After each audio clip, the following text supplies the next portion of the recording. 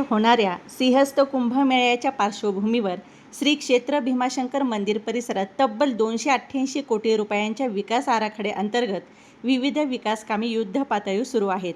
यामध्ये पायरी मार्ग, सभामंडप, भाविकांसाठी मूलभूत सुविधा तसेच परिसर सुशोभीकरणाच्या कामांचा समावेश करण्यात आला आहे. गेल्या 5 महिन्यांपासून सुरू असलेल्या या विकास कामामुळे भीमाशंकर मंदिर भाविकांच्या दर्शनासाठी बंद ठेवण्यात आले आहे.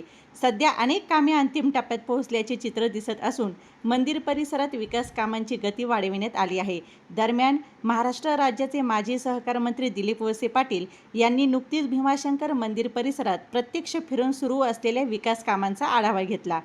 संबंधित अधिकाऱ्यांकडून कामांच्या प्रगतीची माहिती घेत त्यांनी कामे दर्जेदार आणि नियोजित वेळेत पूर्ण करण्याच्या सूचना दिल्याची माहिती समोर येत आहे. मात्र मंदिर बंद असल्यामुळे धार्मिक पर्यटनावर मोठा परिणाम झाला असून स्थानिक व्यावसायिकांनाही आर्थिक फटका बसत आहे.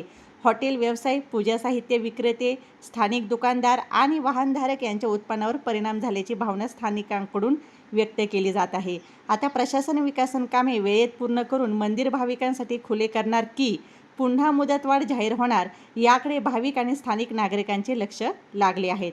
Doctor Atul Sable, ABS news Marathi.